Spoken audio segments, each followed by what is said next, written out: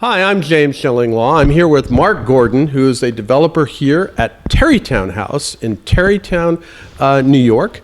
And this is a wonderful property. I've been here many times, but they've really done a great job, a recent renovation, and we're going to talk about that and more on Insider Travel Report.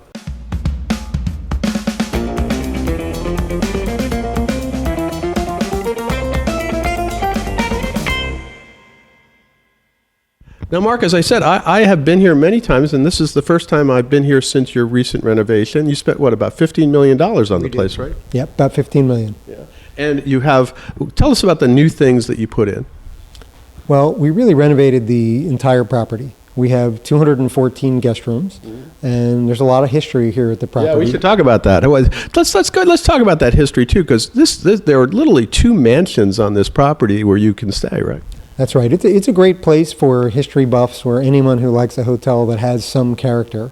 What's here today originally was developed as two residential estates for super wealthy families back in the mid-1800s. First building built back in around 1840. So there's two mansions, one on each of the two estates. It's the King Mansion and Biddle, right? One is called the King and one is the Biddle. Okay. The Biddle Mansion, we call it that because its most famous resident was a woman named Mary Duke Biddle. Duke from the fortune that founded Duke Energy and eventually Duke University. And Mary Duke was one of the wealthiest women in America back in the Roaring 20s and during the Great Depression, which didn't bother her too much. And the other mansion, the King Mansion, well, its most famous resident was a guy named Thomas King, who was one of the executives of the B&O Railroad. Now, back in the late 1800s, the railroad companies were kind of like the internet companies of today, but nowadays, most people know B&O Railroad more for being a space on a standard Monopoly set. That's absolutely true. Now, we're staying actually here in the King Mansion, and the King is also one of your most visible parts of the renovation. You have a new restaurant, right? We do. I'd love to talk about that. It's called Goose Feather. It's where we're standing now. We are working with an individual named Dale Talde. He's a celebrity chef, if you will, and he's a super creative guy. So he came up with a cuisine for us that's modern and healthy Chinese food, but it's different than what most Americans are used to for a Chinese restaurant. It's a lot of dishes from Hong Kong, part of China, which is not typically, in Chinese restaurants around. And it's really very different than a stereotypical Chinese restaurant. There's a whole section on the menu, for example, that's salads. And we're very veggie friendly, if you will. In fact, the chef is planting a number of veggie gardens around the property now. You got a lot of space to do that too, right? And by next spring, we'll have the freshest veggies, farm to table of anybody. No, it's great. And I'm looking forward, we're going to try that out tonight. Now, the other thing, let's talk about the accommodations because there is a wide variety. You can stay in the King Mansion where we are, but then you also have sort of more modern accommodations because you are also known as a conference center, right? That's right. As we started talking about it before, we have 214 guest rooms. And even the newest ones, the design has some element that refers to the history of the property. But in addition to the guest rooms, we renovated the two historic mansions we're talking about. So the one we're standing now is called the King Mansion. Right. And upstairs there are 10 really unique guest rooms. Almost all of them have hardwood floors. Half of them have balconies with views of the Hudson River. And we do have a balcony. It's wonderful. And the long view to Manhattan. And here at the lower level, or really on the ground floor level, is the new restaurant Goose Feather we talked about before. So this is a bit of a unique experience. It's a modern bed and breakfast, if you will. And then now you have rooms in the Biddle as well, or? No, the Biddle Mansion, that's really public space. We have a ballroom, a number of meeting rooms, and other public spaces.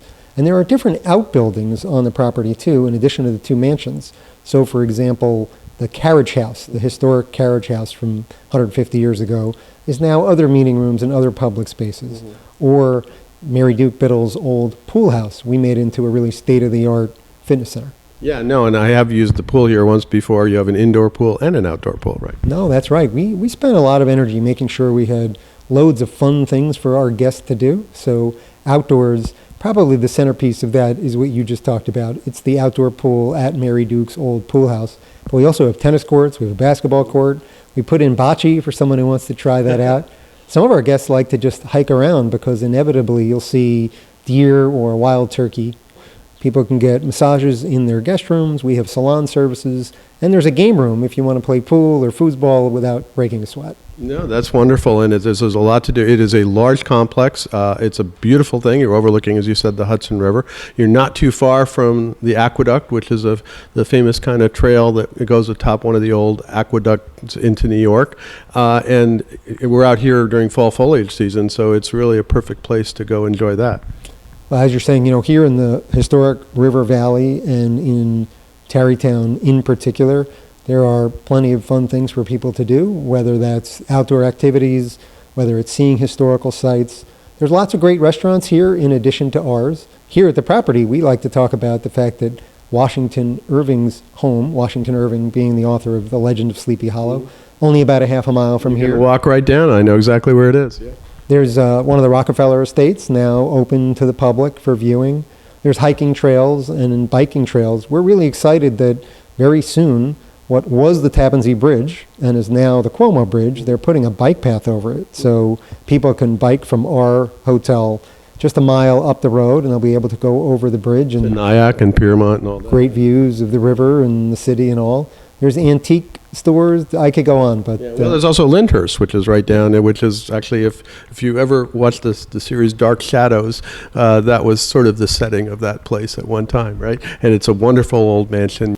Mark, thank you very much for taking the time to fill us in on Tarrytown House. It's really a hidden gem of a property that I think your clients, and it's literally only 40 minutes drive or less from Midtown Manhattan. It's 35 with no traffic, but unfortunately there's never no traffic. Well, I came out during the marathon yesterday and I had a lot of traffic, but normally it's 35 minutes. You're right. Absolutely. Great to see you. And again, congratulations on this wonderful restoration of this great property. Great to see you, and thanks for coming to visit. I'm James Shillinglaw, and this is Insider Travel Report.